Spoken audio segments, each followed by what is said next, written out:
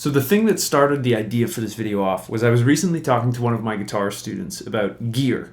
And I was sharing the tales of how I've been very, very fortunate to get to play some of my favorite musicians' guitars. I've been able to play their guitars through their amplifiers, sometimes in their living rooms or hotel rooms, whatever it may be.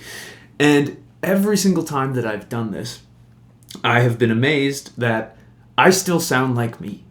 So I think there's more that goes into kind of what you sound like and how you sound than, the particular guitar you're holding or the particular amp that you're playing through. And I think it's worth considering because oftentimes I think we chase these kinds of sounds or we think this magical piece of gear is going to solve all of our tone problems when really the problem kind of starts with you. And I mean that in a good way because I know deep down in my heart, even though when I play one of my favorite guitars and amps, I want to tap into what they sound like. And don't get me wrong, there are differences.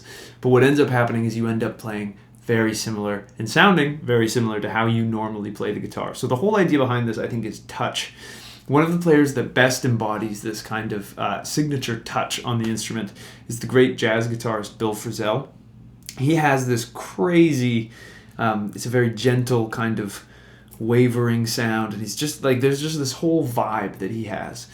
And he's known for playing electric guitar primarily, but if you hear Bill Frisell playing acoustic guitar, within 3 notes, I go, that is Bill Frisell, because I know what he sounds like. And there's a couple different aspects to touch that I wanted to talk about. And the first one that I wanted to talk about is how you approach your left hand, or your fretting hand, I should say. If you're left-handed, I'm sorry. But so your fretting hand and how differently you hold your fingers can affect the notes. One of the things that I see all the time in my students is that they have way too much tension in their left hand, and too much tension manifests itself in kind of shaky sounding notes. So for example, I'm going to play a short phrase, and what I'm going to do is I'm going to arbitrarily lock the joints of my left hand so that it's a little bit tight, it's a little bit tense, it's a little bit stiff, and I'm using more force than I need to. So that might sound like this.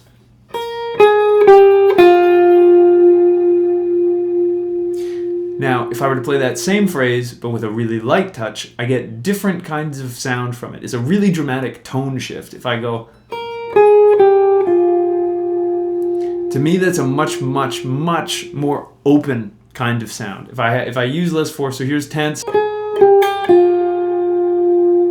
and then here's light.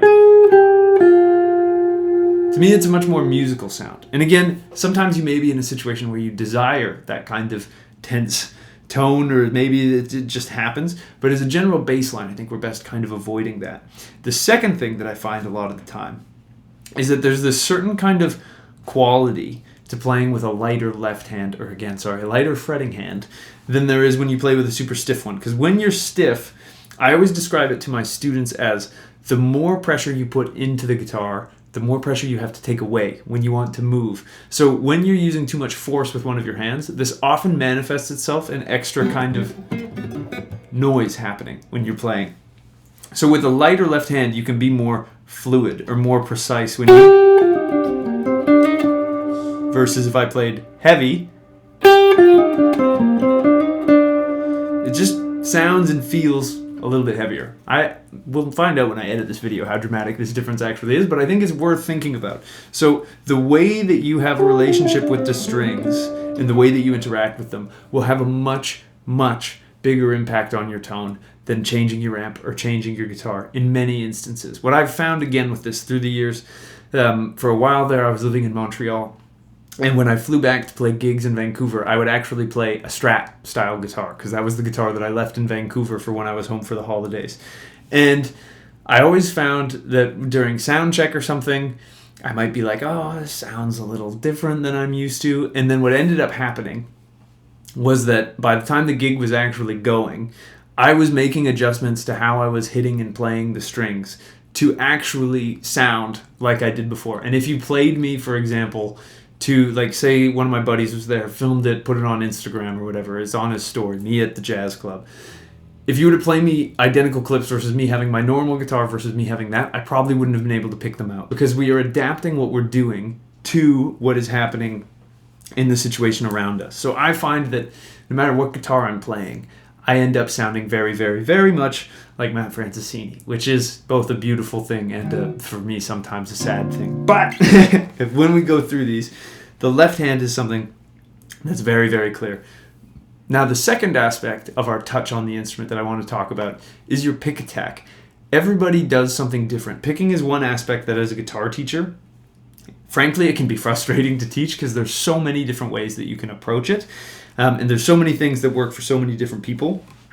I tend to have a relatively snappy kind of picking hand, and I actually really like that. I love the percussive nature of the guitar, but that's something that no guitar, no amp is going to be able to fully suck away from you. So it's something that you can change with conscious practice, just like getting a good kind of left hand feel and tone. You can work on and you can practice, but it's not going to go away when you change your gear. And so to further kind of prove my point on this, what I'm going to do, I am going to play 3 of my guitars. I'm going to play this Telecaster. I'm going to play a headless Donner travel guitar, and I'm going to play my beautiful custom-made archtop. I'm going to maybe black out the bottom bit of the screen so that you can't see what I'm playing, but let's just see how similar me playing the same thing sounds on the same guitar. So there will be differences. I'm not saying that there aren't going to be differences, but in terms of hugely moving the needle, I'm still going to sound like me. So here's guitar 1.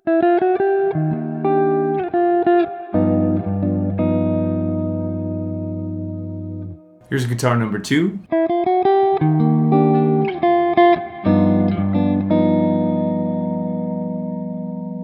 And lastly, here's guitar number 3.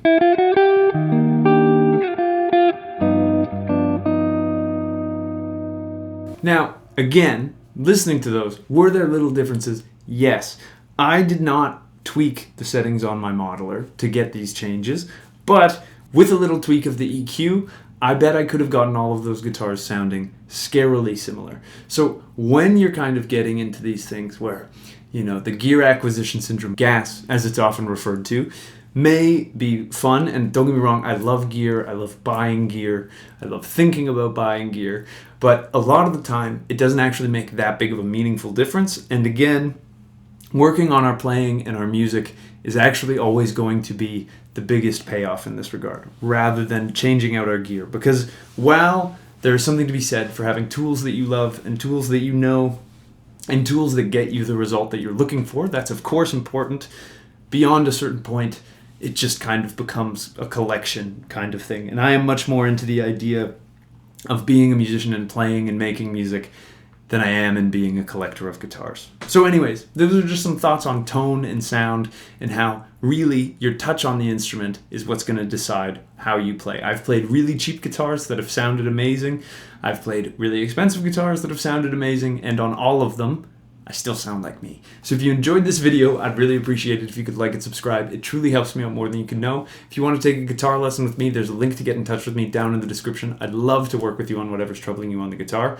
If you're looking for a way to support me, what I'm up to, you can check out my Patreon page. All of my patrons get early access to videos as well as cool behind-the-scenes sneak peeks that I don't share anywhere else.